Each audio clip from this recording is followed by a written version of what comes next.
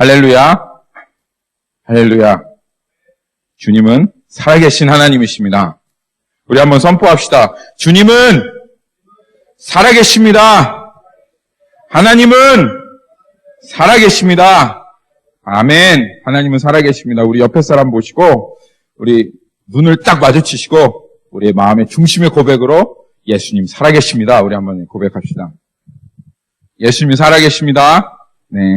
이 세상이 온통 거짓말로 예수님의 살아계심, 하나님의 살아계심 우리들 가운데 가립니다. 우리의 마음이 주님께서 늘 항상 깨어있으라 계속 말씀하시는 것은 우리의 마음이 잠들면 분명히 우리가 지식적으로 하나님이 살아계신 것을 알기는 하지만 우리의 내면 중심으로는 여전히 하나님의 살아계심을 의심하고 때로는 하나님의 살아계심을 모르고 그렇게 살아갈 때가 있습니다. 그런데 우리가 마음 중심으로부터 우리는 선포해야 합니다. 우리 자신에게도 선포해야 되고요.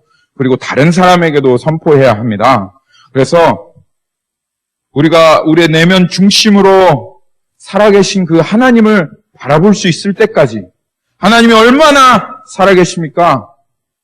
하나님이 얼마나 이 땅 가운데 하나님의 역사와 능력을 드러내고 계십니까? 그 매제스틱한 하나님과 그리고 그 하나님 보좌 우편에 앉아 계신 예수 그리스도, 우리를 위해 이 땅 가운데 오셨다 죽었다가 살아나셔서 승천하시고 지금 하나님 보좌 우편에 앉아 계시며 우리의 왕이 되신 그 하나님이 우리의 마음의 실제가 되어질 때까지 우리는 그 하나님을 구하고 하나님을 선포하며 이 땅 가운데 그 하나님을 담대하게 선포하는 그 자리로 우리가 서야 하는 것입니다. 그래서 우리의 마음 중심으로부터 모든 의심을 깨어뜨리고 무너뜨리고 살아계신 예수 그리스도, 지금도 일하시는 우리 주 예수 그리스도를 선포하며 우리가 서야 하는 것입니다. 여러분, 하나님 살아계십니다. 그렇기 때문에 우리에게 소망이 있습니다. 좌절할 것 없고 두려워할 것 없습니다. 하나님께서 우리들 가운데 일하십니다. 아멘. 할렐루야. 아멘. 주님께서 그렇게 일하십니다. 우리 지난주에 예수님의 이름 무엇이라고 하였죠? 예수님의 이름의 뜻? 하나님은 구원이시다라고 하였습니다. 또 다른 뜻은 하나님께서 구원하신다. 우리가 구원하는 게 아니라 하나님께서 구원하시는 겁니다. 하나님이 구원이시다. 이것이 예수님에게 하나님께서 허락하신 예언적인 이름이고 예수님께서 이 땅 가운데 오셔서 하나님이 우리를 어떻게 구원하시는지를 주님께서 주님의 사역을 통해서 철저하게 드러내셨습니다. 그리고 그 예수 그리스도의 이름을 믿는 자, 하나님께서 나를 구원하신다는 것을 믿는 자, 그것을 믿는 자는 구원을 얻으리라 라고 주님께서 그렇게 말씀하셨죠. 그런데 지난주에 제가 이 예수님께서 구원이시고 또 구원의 이름을 주신 하나님을 생각하면서 참 마음이 많이 안타까웠습니다. 교회에서, 정말 이 시대의 수많은 교회에서 예수님이 구원이라고 그렇게 고백하는 사람들은 참으로 많은데, 그런데 진짜 그 삶 가운데서 예수님께서 그 삶의 참된 구원이 되시는 사람들이 정말 있는가? 한번 그렇게 생각하면서 우리가 말로만 주여 주여라고 부르지만 진짜 예수님이 우리의 삶의 구원자이신 것을 인정하고 살아가지 않는 것은 아닌가 라는 생각을 했습니다. 예수님께서 우리의 구원이시다라고 하는 것은 단지 예수님께서 천국 가는 데만 우리의 구원이신 건 아닙니다. 물론 예수님께서 천국 가는 데 우리의 구원이시기도 합니다. 그리고 예수님께서 우리의 죄사함을 받는 데 있어서 우리의 구원이시기도 합니다. 그렇지만 죄사하는 데만, 천국 가는 데만 구원인 게 아니라 예수님은 우리의 모든 것의 구원이십니다. 여러분 그렇게 인정하십니까? 우리의 삶에, 우리의 인생에, 우리의 모든 것에 예수님은 구원이십니다. 그렇기 때문에 우리는 우리의 인생을 살아가면서 모든 부분에서 예수님을 범사에 인정하고 그 예수님을 의뢰하며 구하며 그렇게 예수님을 의지하면서 주님 앞에 살아가야 합니다. 모든 부분에서 그것이 가정의 문제가 되었던, 직장의 문제가 되었던, 앞으로의 진로의 문제가 되었던, 학업의 문제가 되었던, 내가 고민하는 관계의 문제든 인생의 문제든 어떤 문제이든 예수 그리스도는 총체적인 구원 되십니다. 예수님은 모든 것에 구원 되십니다. 그래서 그 예수님 앞에 나아가서 그 예수님께 구하면 예수님께서는 우리가 그 상황을 헤쳐갈 수 있는 지혜를 허락하여 주시고 우리의 삶을 함께 하시며 우리를 인도해 가시는 예수님이신 거예요. 그래서 예수님께서 우리의 삶의 모든 부분에서, 모든 영역에서 구원이 되시기 위해서 임마누엘의 하나님, 우리와 함께 하시는 하나님으로 우리들 가운데 오신 거예요. 그래서 너 혼자 살아가지 않도록, 나 혼자 살아가지 않도록 예수님께서 우리와 함께 살아가시도록 예수님께서는 우리의 모든 삶에 구원이 되셨습니다. 그런데 여전히 죄책감이 들고 죄를 지었으면 주님 앞에 회개하러 나오고 주님 나의 구원입니다 고백하고 내가 천국 갈까 불안한 마음이 듭니다. 이렇게 하다가 천국 갈 수 있을 것 같아? 하고 하는 불안한 마음이 들으면 그때서는 예수님 앞에 나와서 예수님 십자가를 붙들고 예수님 나의 구원입니다 라고 그렇게 고백하지만 그 외의 삶의 모든 문제들, 수없이 많은 삶의 문제들에 있어서는 예수님 붙잡지 않아요. 교회에 있는 사람들도 예수님 붙잡지 않아요.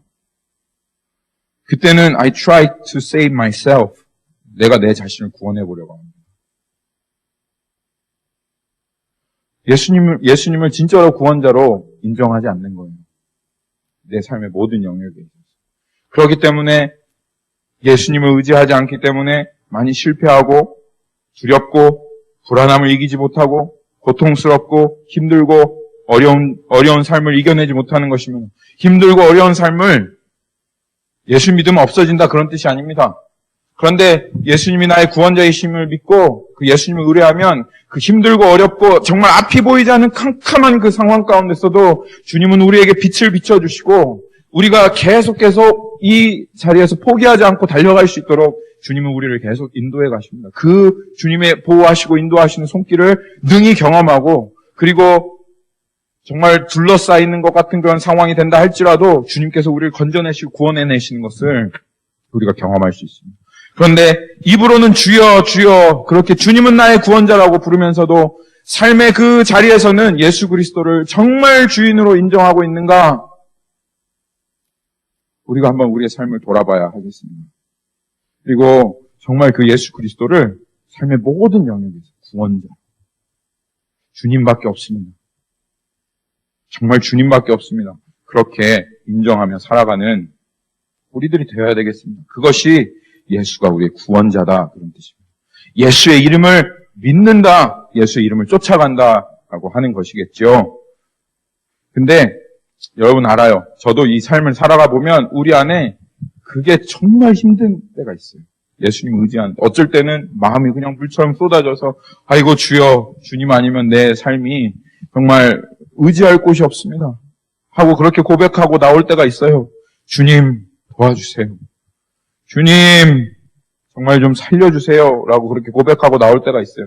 그런데 어느 순간에는 분명히 주님을 의지해야 되는 것을 알면서도 그것이 내 머릿속에 박혀있고 교육받은 것이면서 불구하고 주님을 의지하는 자리로 나아가기가 싫어요. 그냥 주님 앞에 기도해봤자겠지. 그냥 주님은 늘 항상 원론적인 얘기만 하시니까 어쨌든 내가 내 힘으로 이 모든 상황과 환경을 이겨나가야 돼 라고 하는 이런 주님을 의뢰하지 않는 마음, 약한 마음이 우리들 가운데 생겨납니다. 이거를 뭐라고 합니까? 이걸 육신이라고 합니다. 독립적이고 내가 할 수 있다 생각하며 주님을 의뢰하지 않아도 괜찮다고 생각하고 그렇게 생각하는 이 모든 것들은 육신입니다. 이 육신이 우리의 삶을 짓누를 때 적극적으로는 내가 할 수 있어 이러면서 달려가고요. 소극적으로는 에이 안 돼 이러면서 게으름을 부리는 것이 바로 이 육신의 마음입니다. 그런데 주님은 우리를 이렇게 창조하시지 않았어요. 그것은 우리의 성품도 아니고 기질도 아닙니다. 이 독립적이고 주님을 의뢰하지 않으며 이렇게 내가 할 수 있다고 생각하며 내 마음대로 행하는 이것은 우리의 기질이 아니에요. 주님이 그렇게 창조하지 않으셨어요.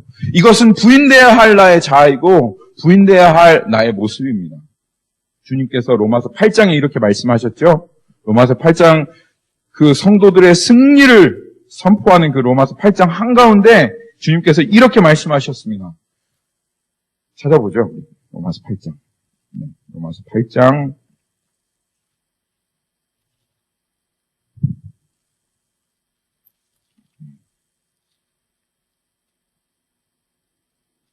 그러므로 형제들아 우리가 빚진 대로 돼 육신에 져서 육신대로 살 것이 아니니라.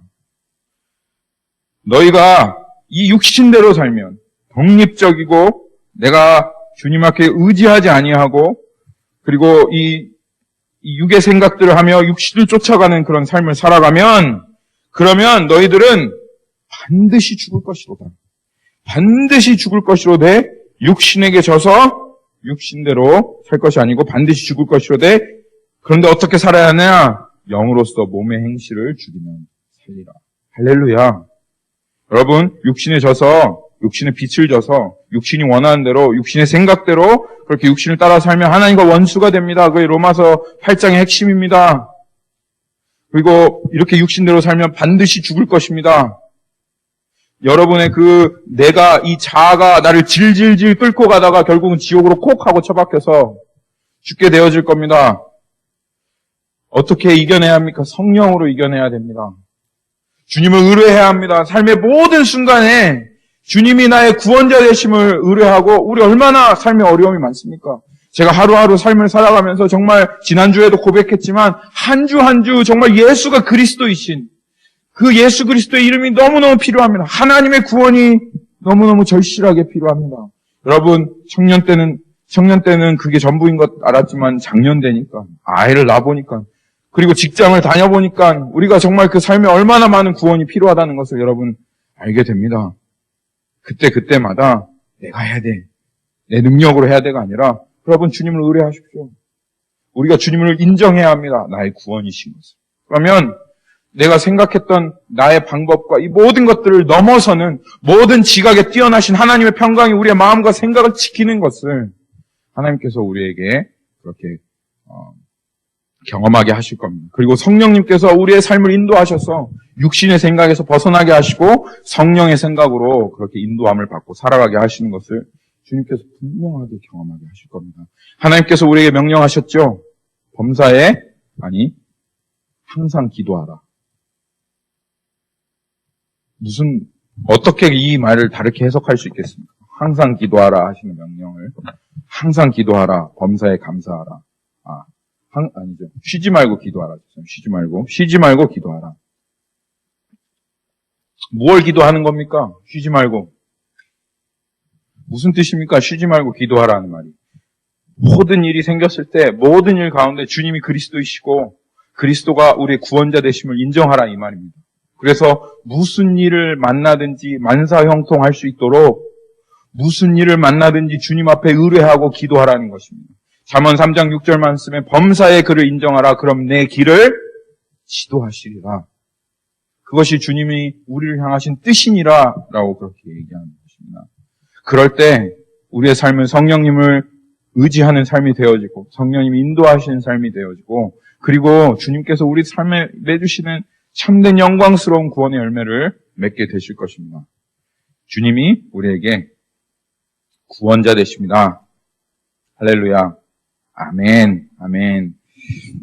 오늘 이 누가복음 말씀은 이 구원자 되신 예수님이 어떠한 모습으로 이 땅 가운데 드러나시는가 그것을 하나님께서 우리에게 말씀하시는 내용입니다. 그래서 우리 지난주에 살펴본 대로 그 거룩한 마지막으로 이 이스라엘 가운데 남아있는 이 한 남은 자를 통해서 하나님이 이 땅 가운데 여전히 살아계시고 이 땅의 소망을 아직 버리지 않으셨다는 것을 드러내셨습니다. 그래서 이 이스라엘의 위로를 기다리는 이 경건하고 거룩하며 이 하나님을 향한 그 소망으로 가득한 이 늙은 성도를 통해서 하나님께서 이 땅 가운데 정말 메시아가 얼마나 우리에게 필요한 존재이고 위대한 존재인지를 그의 삶을 통해서 주님에게 영광을 돌리도록 그렇게 하셨습니다. 그리고 오늘 이 시몬을 통해서 메시아가 누구인지 무슨 일을 할지를 주님께서 오늘 예언을 해 주시는데요. 우리가 그 예언을 통해서 이 구원자 되신 예수님께서 이 땅 가운데 하시는 일이 도대체 무엇인가를 한번 살펴보도록 하겠습니다. 그래서 누가복음 2장 34절에서 35절 말씀을 보시면 세 가지를 여기서 주목할 수가 있습니다. 첫째는 그 세 가지 중에 두 가지는 예수님께서 세움받은 일, 이 두 가지고요. 그리고 예수님께서 세움받은 일로 말미암아 예수님이 그 세움받은 일이 어떠한 결과로 나타날 것인가, 이 세 가지가 이 안에 예언되어 있습니다. 여러분, 왜 시므온을 통해서 하나님께서 예언을 행하십니까? 왜 예수님에 대해서 예언을 하십니까? 어차피 예수님이 이 땅에 태어나셔서 이제 그 예수님의 삶을 살아가실 텐데, 그리고 다른 사람들이 예수님을 볼 텐데, 왜 시므온을 통해서 하나님께서는 이 예언을 행하시는 겁니까? 이유가 있습니다. 예언을 하시는. 예수님이 어떠한 일을 하게 될지 예언을 하시는 이유가 있는데, 그 이유는 사람들이 지금 저마다 예수님에 대한 다른 기대들을 가지고 있어요. 예수님이 오시면, 우리들이 생각할 때 예수님이 오시면 사람들이 와 환영하고, 이스라엘 사람들도 그랬어요.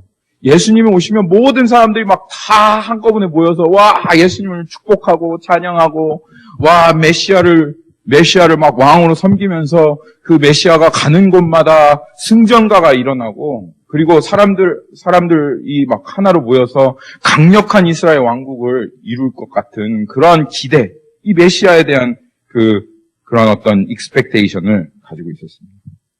그런데 그런 익스펙테이션을 가지고 있다가 예수님이 오시는데 내가 가지고 있는 이 익스펙테이션하고 다른 일을 하게 돼요. 이게 문제가 되는 거예요.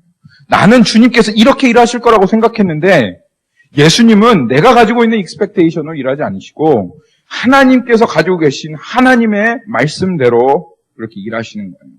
그러면 내가 혼동이 되는 거예요. 이거 정말 주님이 하신 일이야? 아니 주님이 하시면 어떻게 이런 일이 일어날 수가 있지?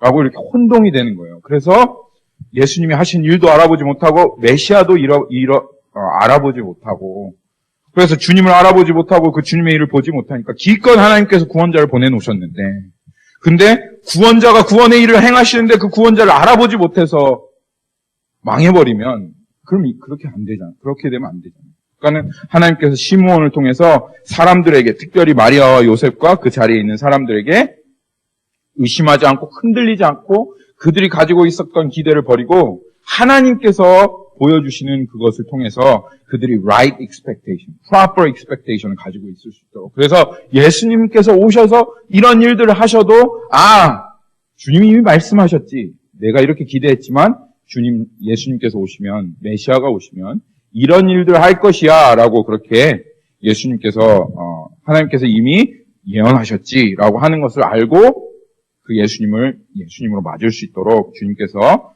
메시아에 대한 예언을 하십니다. 그런데 오늘 이 메시아에 대한 예언을 보면, 예수님의 예언을 보면 우리가 생각하는 것하고는 전혀 다른 모습이 있습니다. 첫째로는 예수님께서 여기 세움을 받았다고 하는데, 이 세움을 받았다고 하는 것은 appoint, 영어로는 appoint가 됩니다. 그러니까 appoint이라고 하는 것은 무슨 뜻이죠? 임명받는 거죠. 그렇죠? 당신을 새누리교회의 목사로 임명합니다. 임명받는 거죠. 제가 직접 임명받지는 않았지만 주님이 임명하셨다고 믿습니다. 네. 당신을 세부대의 섬김부의 부원으로 임명합니다. 아니면 섬김부의 리더로 임명합니다. 이렇게 주님께서 이렇게 임명하신 건데, 그런 식으로 하나님께서 예수님을 임명하셨는데 뭘로 임명하셨어요? 여기 보니까 이스라엘 중에 많은 사람을 패하거나 흥하게 하는 표적으로 임명하셨다. 흥하는 거야 좋지만 패하는 표적으로 또한 임명하셨다는 것이 여기 우리가 한번 묵상해 봐야 할 그런 일입니다. 그리고 무엇보다도 이 패하거나 흥하거나 하는 이 임명하신 것은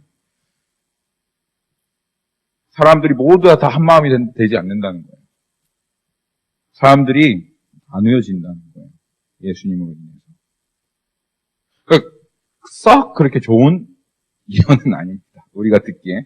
우리와 기대와는 전혀 다른 예언입니다. 또 두 번째, He appointed, 어떻게 했죠? He appointed and for a sign that is opposed. 영어로는 비방을 받는 표적으로 하나님께서 appoint 하셨다는 거예요. 그러니까 이것도 참 예수님하고 환호받고 사람들이 와 우리 왕 메시아 이렇게 하면 좋을 텐데 예수님이 비방을 받는 표적으로 그렇게 하나님께서 appoint를 하셨다는 거죠. 그렇죠? 이게 예수님께서 이 땅 가운데 오셔서 주님이 임명받은 일이고 주님은 이 일을 행하실 거예요. 그러면 이 일을 행하면 어떻게 되냐? 35절에 보면 또 칼이 내 마음을 찌릿하리니 이것은 가로 안에 있는 겁니다. 그렇죠? 영어로 보면 가로 안에 있어요. 그래서 이거는 그냥 삽입된 내용이고 메시아 이거는 이제 마리아와 요셉에게 한 얘기입니다. 이것은 제가 나중에 얘기 드리고요.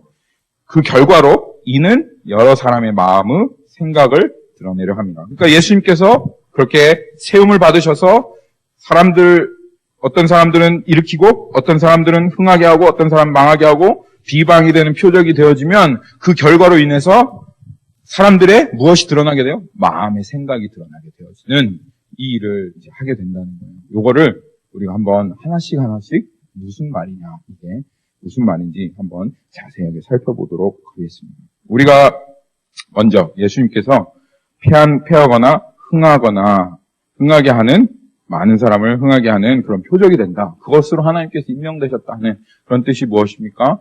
많은 이스라엘 백성들은 메시아가 오면 그 양들을 다 모아가지고 하나님의 그 통일 이스라엘 왕국을 세울 거라고 생각했습니다.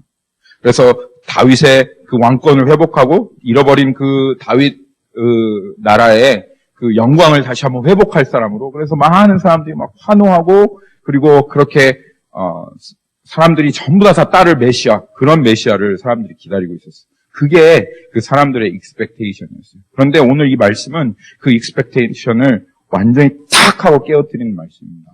예수님께서 오시면 사람들이 갈려진다는 거예요. 예수님으로 흥하는 사람들 반드시 있어야죠. 예수님께서 이 땅에 구원자로 오셨기 때문에 예수님으로 흥하는 자들이 분명히 생겨납니다. 그런데 문제는 뭐냐면 예수님 때문에 패하는 자들이 생겨난다는 거예요. fall, 여기에는 영어로 fall이라고 표현되어 있습니다. 예수님으로 인해서 예수님을 알면 알수록 예수님을 더 예수님에 대해서 알면 알수록 그 예수님 때문에 더욱더 넘어지는, 더욱더 깨어지는 그런 사람들이 있다라는 거예요. 여러분, 복음서를 한번 보십시오. 예수님이 어느 곳에 가더라도 예수님으로 인해서 나누어지는 두 부류의 사람들이 생겨났습니다. 그리고 예수님은 항상 그것에 대해서 얘기하셨어요. 여러분 기억나십니까? 예수님께서 말씀하신 비유 중에 알곡과 가라지의 비유가 있습니다. 세상 끝에 하나님께서 오시면 지금은 갈라내시지 않으시는데 알곡과 가라지를 갈라낼 것이다. 그리고 주님께서 그 알곡과 가라지를 나누실 거라고 얘기하셨습니다. 또 다른 비유는 내가 양과 염소를 줄 것이다. 그래서 세상 끝에 양은 오른쪽은 구원받는 자들을 얘기하는 거죠. 염소는 멸망받는 자들을 그렇게 얘기하신 것이죠.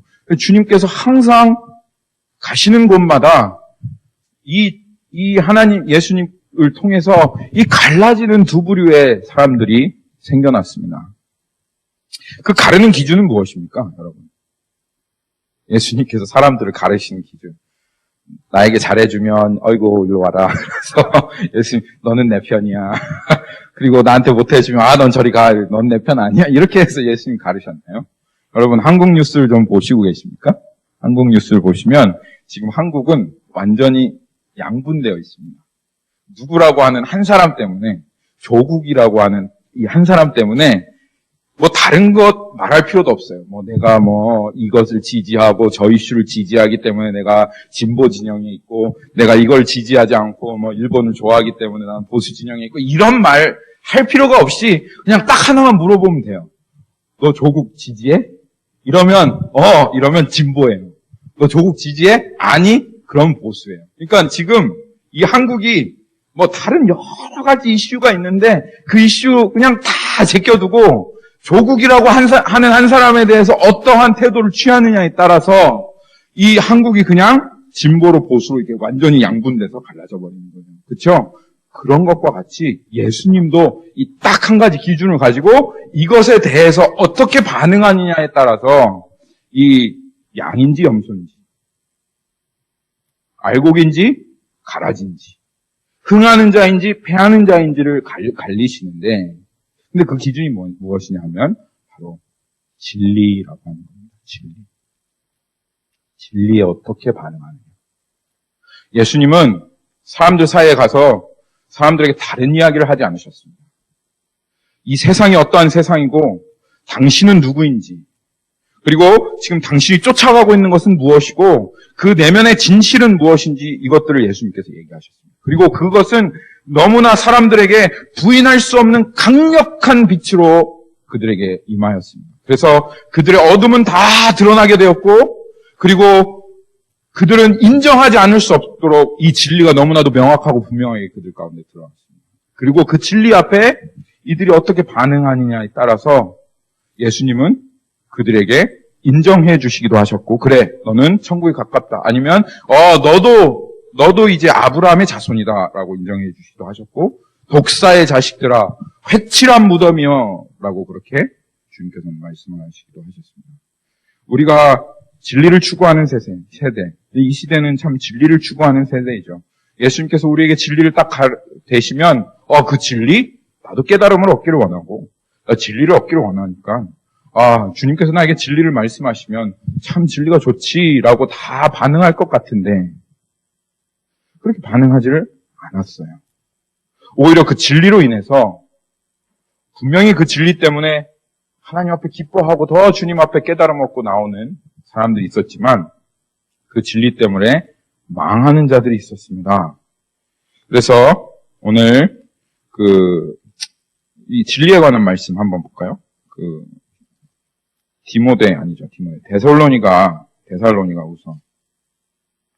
데살로니가 후서 2장으로 한번 가볼게요. 데살로니가 후서 2장에 가면 2장 9절, 10절, 11절, 12절 말씀.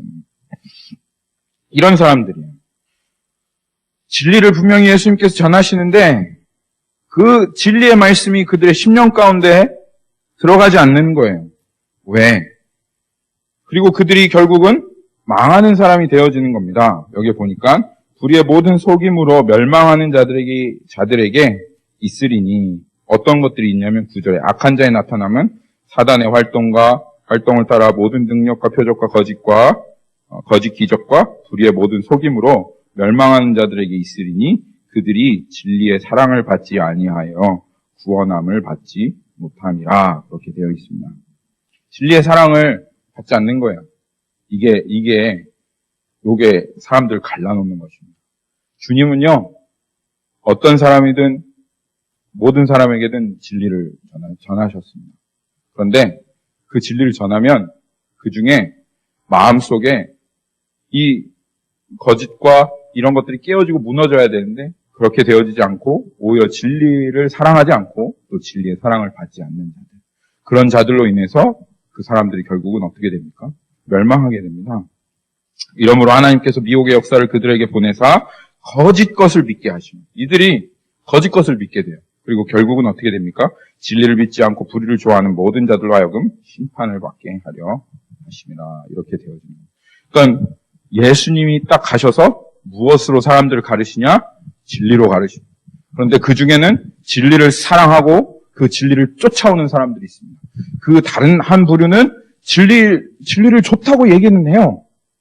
진리를 사랑한다고 얘기는 해요. 그런데 그 내면의 중심으로는 정말 진리를 사랑하지 않고 오히려 진리의 사랑을 받지 않는 그런 사람들이 있는 거예요. 왜 그렇죠? 분명히 진리는 좋은 건데, 그렇죠? 진리라고 하는 게 뭡니까? 진리라고 하는 건 참이죠. 그러면 진리를 밀어내면 뭐가 같이 오게 됩니까? 뭐라고 써있죠? 진리를 밀어내면 뭐가 같이 와요? 거기 써 있습니다. 거짓이 같이 옵니다. 진리를 믿지 않으면 이게 회색 논리가 아니고 진리를 믿지 않으면 다른 선택이 없어요. 거짓을 믿는 것밖에 없어요. 여러분 거짓 좋아하세요? 속고 싶으세요? 속고 살고 싶으세요? 사기당하고 싶으세요? 그런 사람 아무도 없잖아요. 그렇잖아요. 다 거짓 좋아하지 않습니다. 누가 나한테 거짓말하면 정말 싫어해요. 왜 나 속이는 거야? 이렇게 싫어합니다. 그런데 여러분 진리를 부인하고 부정하는 순간 다른 선택이 없는데 거짓을 붙잡는 것밖에 없는데 사람들은 진리의 사랑을 받지 않아요. 왜? 왜 도대체 진리의 사랑을 받지 않고 왜 거짓을 이렇게 선택하고 살아갑니까? 예수님께서 진리를 얘기하시는데도 딱 한 가지 이유가 있습니다. 요한복음 3장으로 한번 가볼까요? 요한복음 3장에.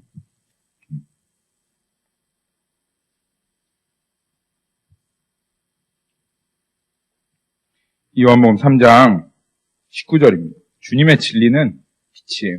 그리고 그 진리 안에 생명이 있습니다. 그래서 그 진리를 알고 그 진리를 믿는 것이 우리와의 생명과 밀접한 관계가 있기 때문에 빛, 진리, 생명은 늘 항상 하나로 같이 옵니다. 그리고 반대로 어둠과 거짓과 미혹은 항상 또한 한 세트입니다.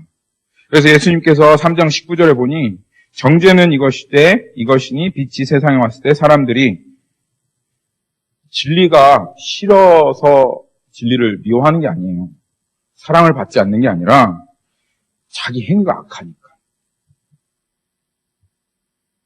빛보다 진리보다 어둠과 거짓을 더 사랑하는 것입니다.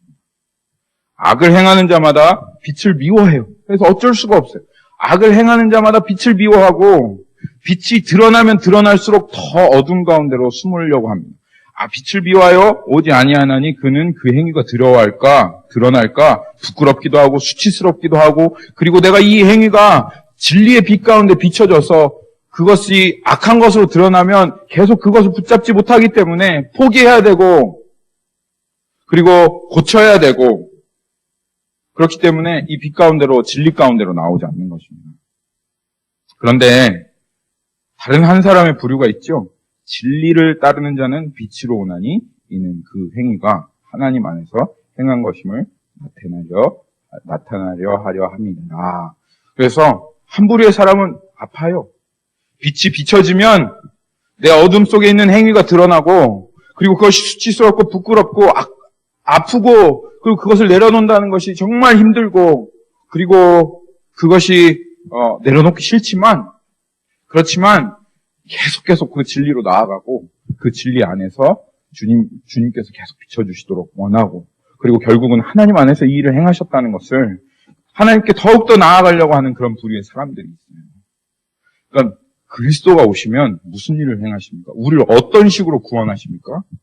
우리에게 feel good, 이렇게 좋아서 이렇게 얘기하시는 것이 아니라 아프지만 우리에게 우리의 내면을 완전히 드러내시고 그리고 부끄럽고 수치스럽지만 우리에게 이 모든 것들을 드러내셔서 이 진리를 쫓아올 수 있도록 우리를 인도해 가신다 이 말이에요.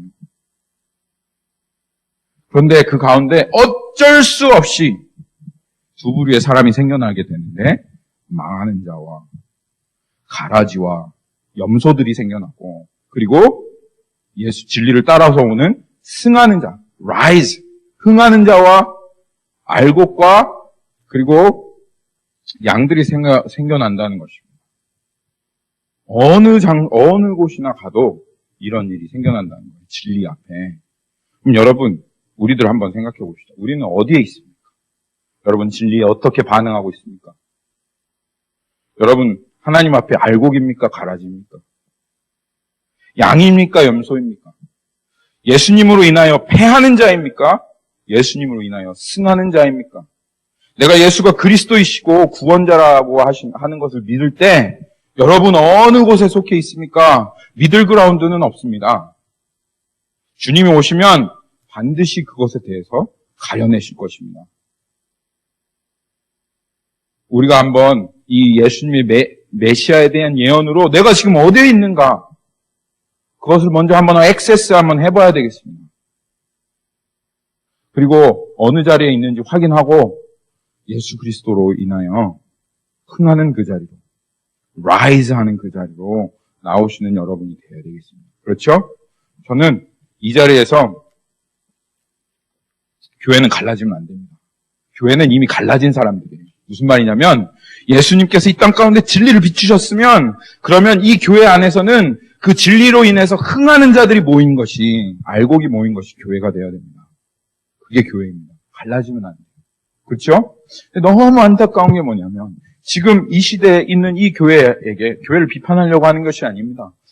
교회를 깎아내리려고 하는 것이 아니라 그냥 현실을 얘기하고 싶은 거예요. 예수님께서 이 시대에 와서 이 시대에 예수님이 2000년 전에 전하셨던 그 진리를 전하면 교회에서 무슨 일이 나겠습니까? 흥하는 자가 생겨나고 망하는 자가 생겨날 것입니다. 교회가 둘로 쪼개질 거예요. 갈라질 거예요. 이 진리를 진리 있는 그대로 얘기하고 이 진리대로 살으라고 얘기하면 예수님께서 말씀하신 대로 그렇게 이야기하면 이 교회는 금방 양분이 나게 될 것입니다. 그리고 오늘 예수님께서 말씀하신 대로 예수님을 비방하는 자들이 그렇게 생겨나게 될 것입니다. 그게 예수님의 비방의 표로 세워졌다는 거예요. 이스라엘 백성들이 하나님을 사랑한다고 이야기해요. 그리고 하나님을 쫓아가고 순종하기를 원한다고 얘기하는데 예수님이 이 땅 가운데 오셔가지고 하나님의 말씀으로 살아가는 것이 무엇인지 말씀이 육신이 되어 오셨잖아요. 그렇죠? 그게 무슨 뜻이냐 하면 예수님이 이 땅에 전부 다 저 나름대로 저 각자마다 이렇게 사는 게 말씀을 쫓아 사는 거야. 이렇게 사는 것이 말씀 따라 사는 거야 하고 저 각자마다 말씀 따라 산다고 다 얘기를 하는 거예요. 근데 진짜 말씀 따라 살아가는 사람이 없어요. 그러니까 말씀이신 예수님께서 육신이 되어 오셔서 도대체 말씀대로 살아가는 게 말씀과 하나가 된 육신이 어떻게 살아가는지를 보여주신 게 바로 예수님께서 육신이 되어 오신 거죠. 그래서 그 말씀이 육신이 되어 오셔서 예수님이 하나님의 말씀을 하나하나 순종하고 또 그렇게 살 것을 사람들에게 권면하였을 때 사람들은 부인할 수가 없었어요. 예수님의 삶을 보면서 완벽하셨거든요. 믿지 않는 사람도 성자라고 인정할 만한 그런 삶을 사신 것이 예수님의 삶이었어요. 그리고 사람들은 어떻게 해서든지 예수님을 깎아내리려고, 예수님을 어떻게 해서든지 흠을 잡아보려고 수없이 많은 트릭 퀘스천들을 예수님께 내었고, 예수님은 그것들마다 자신이 얼마나 진리이고 하나님과 완전히 닮은 하나님의 아들이며 그리고 말씀이 육신이 되어서 이 땅 가운데 살아가는 하나님이신지를 그 트릭 퀘스천을 하나하나 물리치시면서 완전히 검증되어서 점이 없고 흠이 없는 어린 양으로 그렇게 사람들 앞에 나타났습니다. 그리고 예수님이 전하였던 그 진리의 말씀 앞에 사람들은 순복할 수밖에 없었어요. 그게 자신을 아프게 하고 진리인 것을 인정하고 싶진 않았지만 그렇지만 어쩔 수 없이 그것이 진리라고 하는 것을 그들이 인정할 수밖에 없었어요. 예수님이 하는 게 맞다라고 하는 것이 인정할 수밖에 없었어요. 그러면 그것을 쫓아가지 못하는 이 어둠 가운데 있던 사람들이 어떻게 반응했어야 할까요? 아이고, 내가 이 진리는 알겠다. 그래, 흠잡을 데가 없다. 부인할 것이 없다. 이게 진리다. 그러니까 근데 나는 쫓아가고는 싶진 않다. 아, 예수님께 참 미안하네. 진리를 가르쳐 주셨는데 내가 쫓아가고 싶지 않으니까. 그냥 예수님대로 나는 나대로 이렇게 살아야 돼. 하고 이렇게 반응이라도 했으면 좋았을 텐데 그렇게 대부분의 사람이 그렇게 반응했습니까? 아니요. 그렇게 반응하지 않았어요. 여기 보니까 누가복음에 보니까 많은 사람들이요. 예수님을 얼마나 비방을 했는지. 하나님께서 너는 비방의 표다. 너는 사인, 완전히 그냥 너는 비방을 받는 그런 사인이 될 것이다. 라고 그렇게 하나님께서 세우셨대요. 임명하셨대요. 너무 안타깝게도 예수님이 이스라엘 땅에 나타나셨는데, 근데 그 이스라엘 땅에서 예수님을 인하여 흥함을 받은 자는 정말 너무 소수였고, 대부분의 많은 사람들, 거의 모든 사람들이 예수님을 십자가에 못 박으라고 아무런 이유가 없는데, 빌라도가 내가 예수님에게 아무런 심판할, 처벌할 그런 죄악을 찾지 못하였다라고 말했는데도 불구하고 이 사람들은 예수님을 비방하며 못 박아라 했다 이 말이에요. 그래서 예수님이 비방의 표적으로 세우심을 받은 것입니다. 여러분, 비방의 뜻이 무엇입니까? 비방의 뜻이 무엇이죠? 아무 이유 없이 깎아내리는 것을 비방이라고 합니다. talk against. 이 사람에 대해서 그냥 마음에 들지 않는 거예요. 적대감이 그냥 일어나는 거예요. 그냥 아무 이유 없이. 분명히 그 사람이 말 맞고 옳고 진리를 전하는데도 불구하고 그냥 싫은 거예요. animosity라고 하죠, 영어로는. animosity. 그냥 이 적대감을 갖는 거예요. 영어로는 anti-lego라고 합니다. 헬라어로는 anti-lego라고 합니다. anti-lego. speak against. 그런 뜻이에요. 그냥 아무런 이유 없이 이 사람에 대해서 talk bad. 그냥 적대감을 품고 그냥 그 사람이 하는 것이 싫고 사사건건 반대하고 싶은 게 안티레고라고 하는 헬라의 원어입니다. 거기 안티라고 하는 단어가 있네요. 제가 찾아보면서 안티라는 단어가 여기에서 나왔구나 그런 생각했어요. 그래서 안티라고 한 사람들이 있잖아요. 그거 옛날 얘기인가요? 지금도 있어요? 그렇죠. 저는 안티팬이야 이렇게 하는데 그냥 싫어하는 이유 없이 그냥 싫어하는 이게 바로 안티레고가 헬라의 원어고 거기에서 나온 게 아닌가 그렇게 생각이 듭니다. 그러니까 이 예수님에 대해서 흠을 찾을 수 없었지만 이 사람들은 예수님 향하여 적대감을 가지고 있었고 그리고 이유 없이 그 적대감을 예수님께 드러냈던 것입니다. 그게 이 예수님께서 비방이 된 표고 사람들은 예수님이 오시면 메시아가 오시면 와 그분이 제대로 된 분이시면 모든 사람이 거의 대부분 좋아해야지 라고 생각했어요. 근데 그게 아니었어요. 모든 사람들이 다 그냥 이유 없이 싫어하는 비방한 표적이 되어진 것이 그 예수님의 행적이었고 헷갈리지 말라 이거예요. 하나님께서 신문을 통해서 너희들 헷갈리지 말아라. 예수님 오시면 모든 사람 좋아할 거 아니야. 그는 사람을 갈릴 거고 대부분의 사람은 예수님을 이유 없이 싫어하는 적대하는 편으로 그렇게 서게 될 거야. 그래서 내가 그를 비방의 표적으로 삼았어 라고 그렇게 얘기합니다. 근데 여러분 비방이라는 게요 참 신기해요. 그럼 비방 받아보셨어요? 비방 한번 받아보셨어요? 저 어떤 사람이 나를 그냥 이유 없이 적대하고 이유 없이 그냥 싫어하고 그리고 그 적대감을 말로써 계속 나한테 표출하고 하는 이런 비방을 여러분 한번 받아보셨어요? 저는 한 번도 받아본 적 없는데 이렇게 생각하시는 분은 없으실 거라고 생각합니다. 그럼 비방을 받아보신 적 있죠? 그렇죠? 알겠던가요? 모르겠던가요? 누가 나를 이렇게 아무 이유 없이 싫어하면 그 사람이 아무리 숨기려고 해도 알겠던가요? 모르겠던가요? 그럼요. 숨길 수 없는 게 있는데 사랑하는 것도 숨길 수 없고요. 이 사람이 날 싫어하는 것도 숨길 수가 없습니다. 숨길 수가 없어요. 그게 너무 괴롭거든요. 비방을 받아보시면 아시겠지만 정말 사람을 괴롭게 하는 겁니다. 괴롭게 하고 슬프게 하고 어렵게 하고 그 사람을 대하기가 정말 힘들게 하는 것이 비방이죠. 그러면 여러분 다른 사람을 한번 비방해 보셨습니까? 비방해 보셨어요? 해봤어요? 저는 잘 안 해요. 그 비방은 안 해본 것 같은데.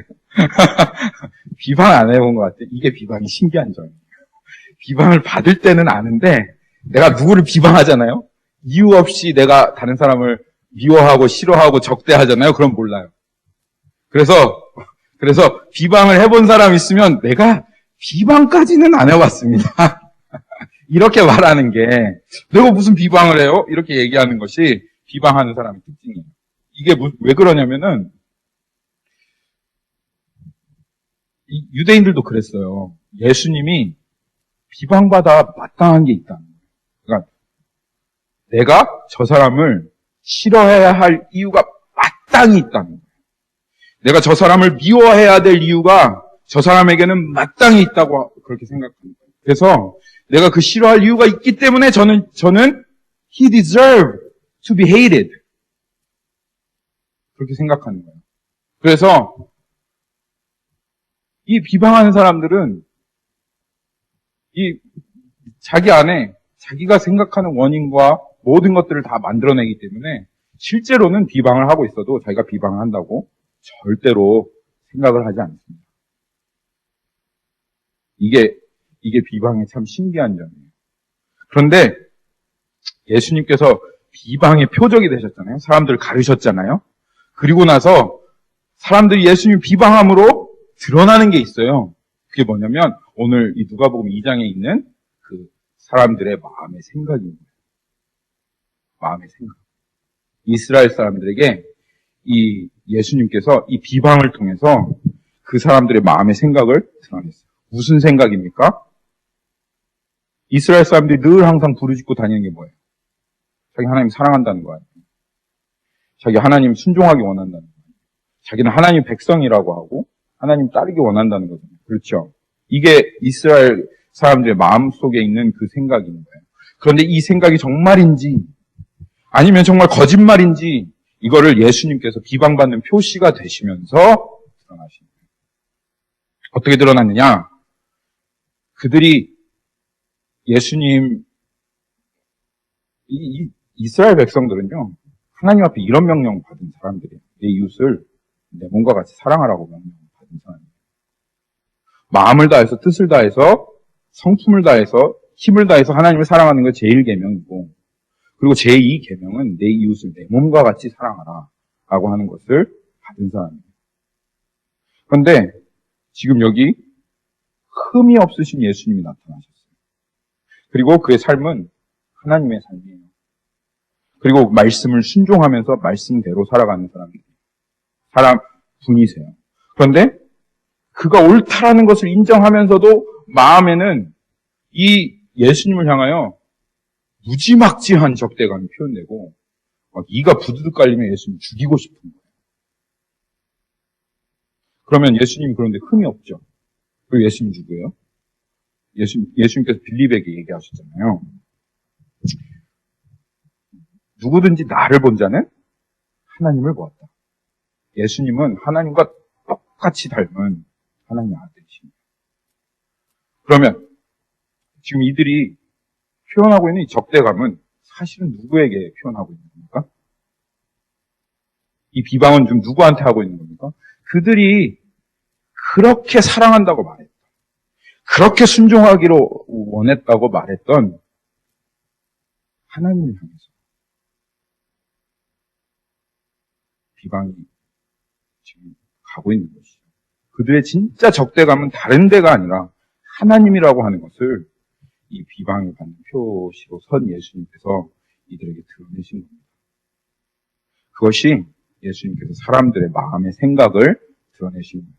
그리고 그 중에 정말 사람들이 욕하고 손가락질하는 창녀와 같은 그 여자가 이 말씀으로 오신 그 예수님 앞에 무릎 꿇어 엎드려서 예수님 발에 절하고 향유옥합을 깨뜨릴 때 주님께서는 그 마음의 생각을 드러내셨어요. 이가 정말 이스라엘, 이가 정말 참 하나님을 사랑하는 사람이라고 하는 그 생각을, 마음속의 생각을 주님께서 드러내신 거예요. 그러니까 이러한 방법으로 주님께서는 이 땅 가운데 이 사람들의 생각을 드러내시면서 그들이 정말 가지고 있는 그 생각의 중심에 무엇이 있는가를 그렇게 우리들에게 보여주시려고 이 땅 가운데 오신 분이 메시아이다라고 하는 것을 오늘 이 시므온을 통해서 하나님께서 이렇게 증거하셨습니다. 여러분, 우리는 예수님에 대해서 어떤 익스펙테이션을 가지고 있습니까?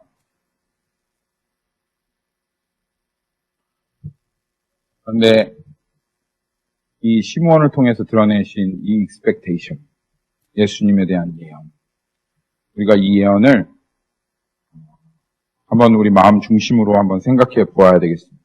저는 이 예언을 생각하면서 한 3가지 정도 여러분에게 권면하고 생각하고 좀 도전할 것들을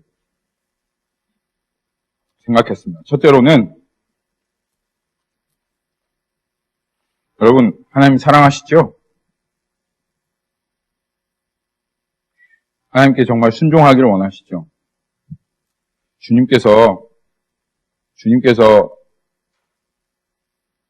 목사님께서 얘기하시면 듣지 않아도 예수님이 얘기하면 100% 순종해야지 그렇게 생각하시죠. 그렇죠? 그런데 오늘 이 예언대로 예수님께서 우리 교회에 오신다.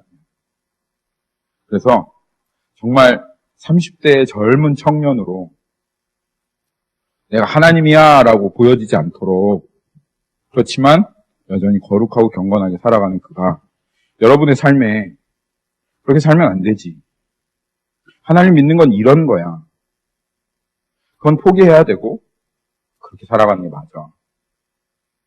라고 그 삶을 통해서 그리고 그의 말을 통해서 그리고 성경 말씀을 통해서 여러분들 삶을 하나하나 만져가고 도전한다면 그 젊은 30대 먹은 우리와 똑같이 생긴 그 청년에게 여러분 어떻게 반응하시겠습니까?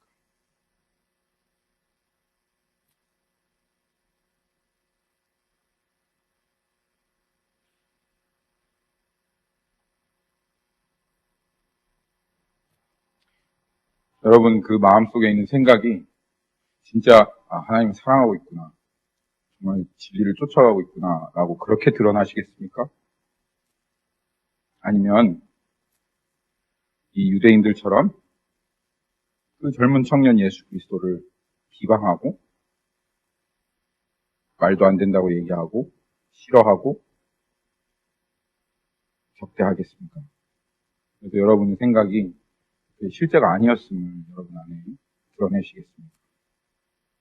여러분 한번 생각해 보셨으면 좋겠습니다. 두 번째로는 여러분 혹시 여러분의 마음 가운데 비방하는 사람이 있습니까?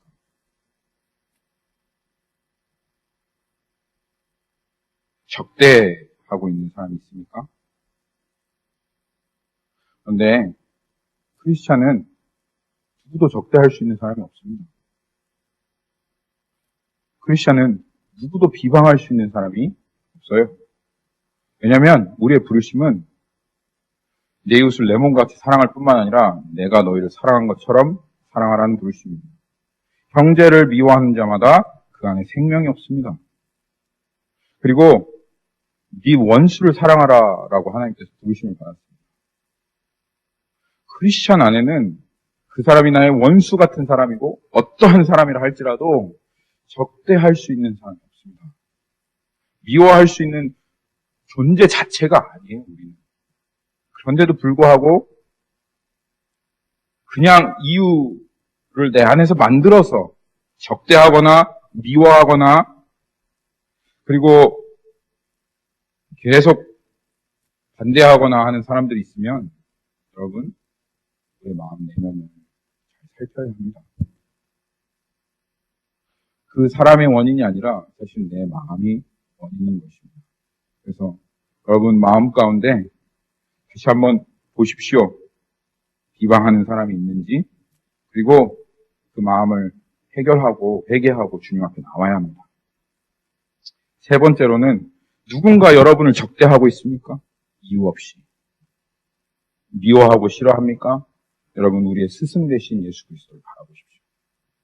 우리 예수 그리스도는 비방의 표시가 되셨습니다. 무슨 뜻입니까? 모든 사람이 비방하고 싫어하는 그런 비방의 표시가 되었습니다. 예수님께서 말씀하셨습니다. 세상이 너희를 미워하거든 너희들이 기뻐하라.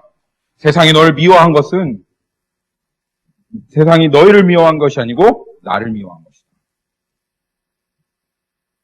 그래서 누군가 이유 없이 여러분을 미워하고 적대하고 특별히 예수 그리스도의 이름 때문에 여러분을 적대하고 여러분이 진리를 전하기 때문에 그들을 사랑하고 그들이 진리 가운데 나가기 위해서 그들에게 진리를 전하고 있기 때문에 그들이 여러분을 미워하고 싫어한다면 어쩔 수 없습니다.